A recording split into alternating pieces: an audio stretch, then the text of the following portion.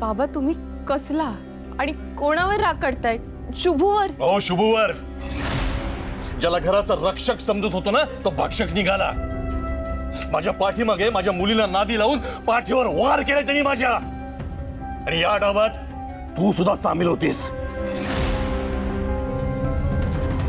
बाबा हो, अहो असं काय केलंय त्याने की तुम्ही त्याचा इतका द्वेष करताय?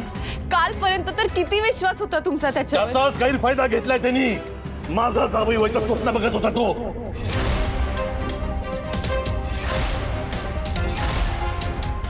कोणावर तरी प्रेम करणं गुन्हा आहे का?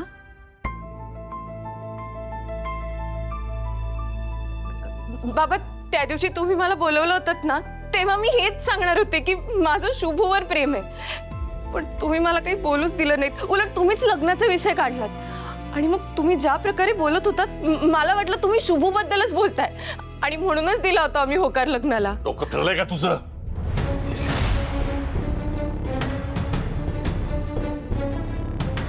तू त्यावेळी सांगितलं असतंस ना की तुझं शुभवर प्रेम आहे तर मी त्याच वेळेस परवानगी नाकारली असती. का? का बाबा? तो या घरचा नोकर आहे म्हणून? की तो साध्या कुटुंबातला आहे म्हणून? का त्याचा स्वाभिमान तुमच्या पैशांपेक्षाही मोठा आहे म्हणून? जीप सुरू सुरू चालायला लागली तुझी. तुझ्या कुठल्याही गोष्टीचं स्पष्टीकरण द्यायला मी बांधील नाही, लक्षात ठेव. आणि एक गोष्ट कायम लक्षात ठेव, तुझं आणि शुभूचं लग्न या जन्मात होणं शक्य नाही.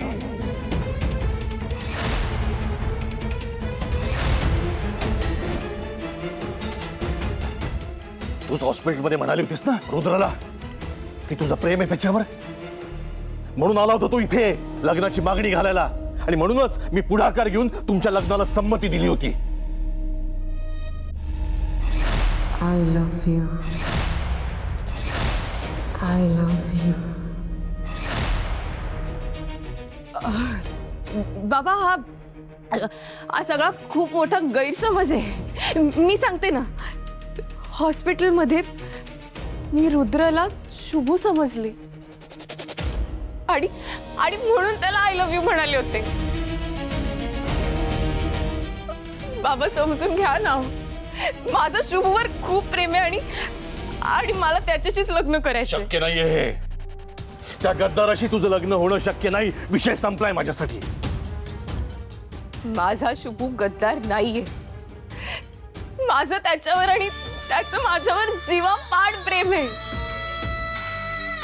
आणि राहिला प्रश्न त्याच्या बाबांचा. बस! त्याच्या खानदानाचा इतिहास ऐकायचा नाहीये मला. तुझ्या आयुष्याचे निर्णय घेण्याचा अधिकार मी तुला दिला नव्हता आणि आजही देत नाहीये. तुझं लग्न फक्त आणि फक्त रुद्रशी होणार.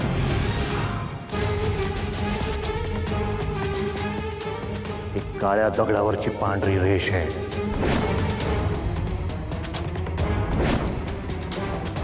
आणि जर माझ्या विरोधात जायचा प्रयत्न केलास ना तर परिणाम भयंकर होतील.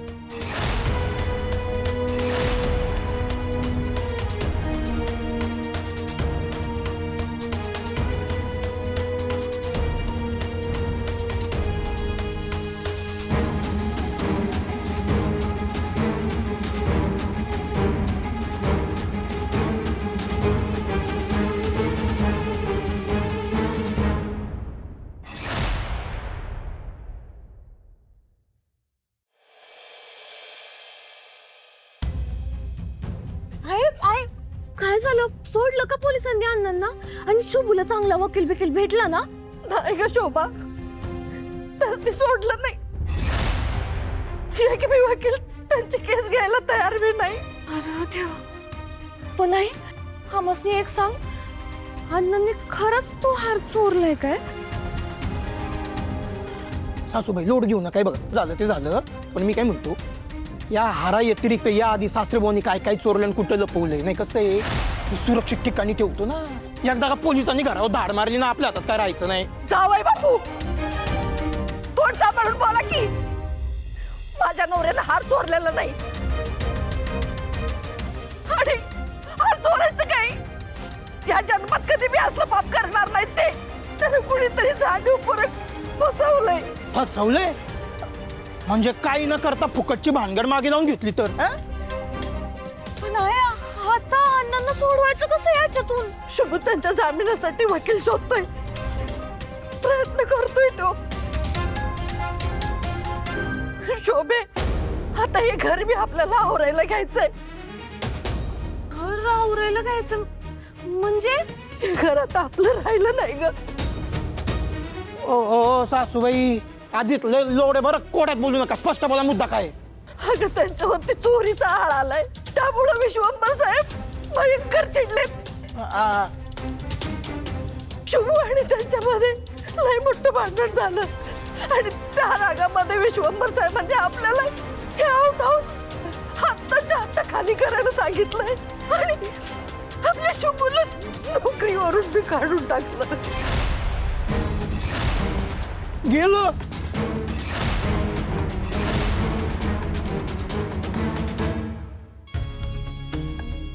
समधी मोर्चे बांधणी झालेली आहे.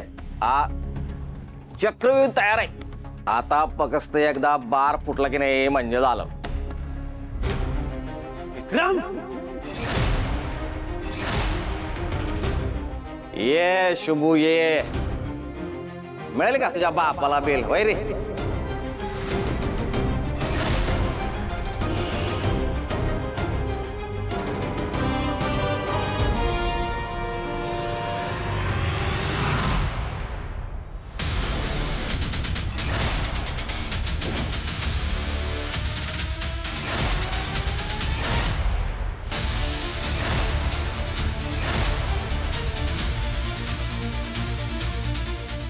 ये शुभू, तू चाकू लागला असला मला. हा? ए, अरे काय फालतू बनायो रे. हे तुझी हिंमत कशी झाली रे माझ्या अंगावर हात टाकायची? मागच्या वेळी सोडला तुला, पण आता तुला पोलीस कस्टडीत देणार मी. सांग, अण्णासनी मुद्दामून का फसवलंस? त्यासनी चोरी करायला भाग का पाडलंस? सांग विक्रम. ए, मला काय माहिती नाही. समजा तुझ्या बापाने केलंय, त्याने चोरी केले, समजलं का? अण्णांनी चोरी केलेली नाहीये. सोडे शुभ, सोड शुभ, सोडे. मला अण्णांनी खरंच सांगितलंय, अण्णांनी चोरी केला नाहीये. सांग, जो प्लॅन कुणाचा आहे? सांग विक्रम. ए, समजा तुझ्या बापाने केलंय, त्याने चोरी केली आहे. खोटं बोलू शकत नाही. ए, शुभ, सोड.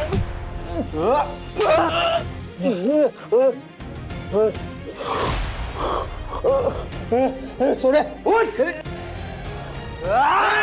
सांगतो सांगतो. ए समजा अलकनंदा मॅडम करायला सांगितलं. यो समजा त्यांचा डाव होता. मी फक्त तुझ्या बापाला ब्लॅकमेल केलाय. मला वाटलेलंच, या सगळ्याच्या मागे ती बाई अलकनंदा असणार आहे. विक्रम, आत्ताच्या आत्ता चालायचं आणि विश्वंभर साहेबांसमोर जे काय घडले ते सगळं सांगायचं. कळलं? आज त्या अलकनंदाच्या पापाचा घडा भरलाय. तिच्या कर्माची फळं यो शुभू देणार.